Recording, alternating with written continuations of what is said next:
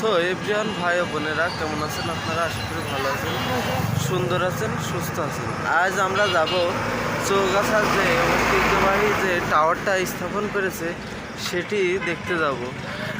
মূলত রাত্রে যাওয়ার কারণ হলো সেটি রাত্রে গেলে অনেক সুন্দর দেখা যায়, এই জন্য রাত্রে যাওয়া। তাই আমরা এখন যাচ্ছি, আমাদের সাথেই থাকুন, দেখতে থাকুন।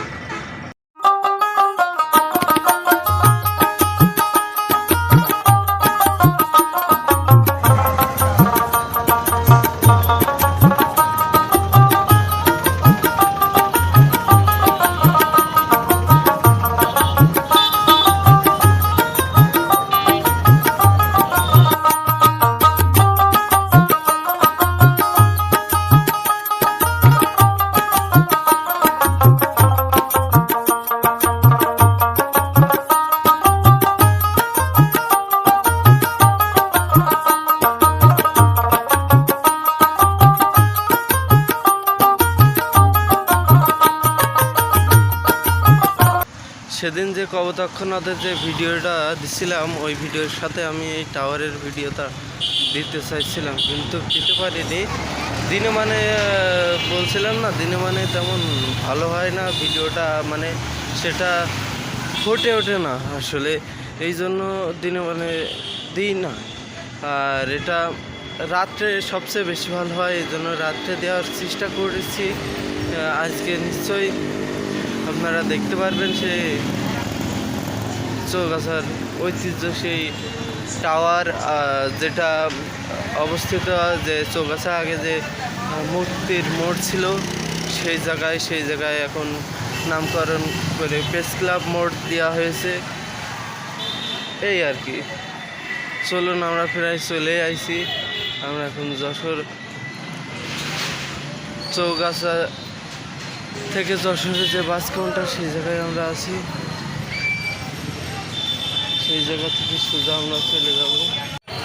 অবশেষে চলে আসলাম সেই চৌগাছার ঐতিহ্যবাহী টাওয়ারের কাছে।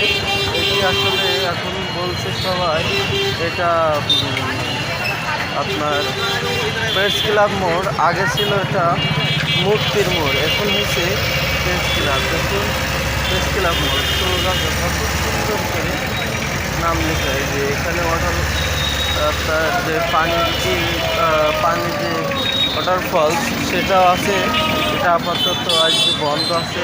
দেখুন কত সুন্দর কারুকার্য করে এটা তৈরি করা হয়েছে।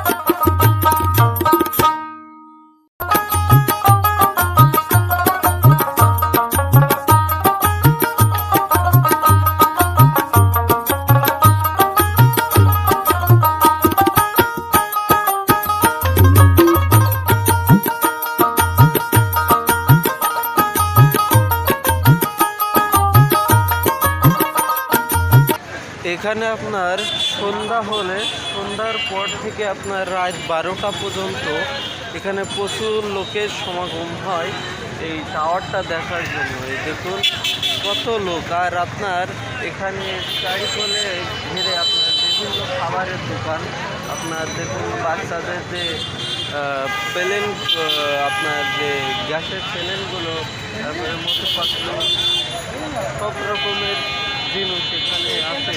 এখানে সব কিছু পাওয়া যায়। আপনার এই সাইডে আপনার ফুচকার দোকান, আপনার এই সাইডে আপনার ঠান্ডা পানি, সব কিছু এখানে আপনার এই জায়গায় খুবই সুন্দর জায়গা। আপনারা যদি এখানে আসেন তাহলে এগুলো আপনারা উপভোগ করতে পারেন। সো আজকের ভিডিও এই পর্যন্তই। সবাই ভিডিওটা শেয়ার করে দেবেন এবং আপনারা চ্যানেল সাবস্ক্রাইব করবেন এবং পেজ হলে ফলো করে দেবেন। আজকের ভিডিও এই পর্যন্ত। Bye bye.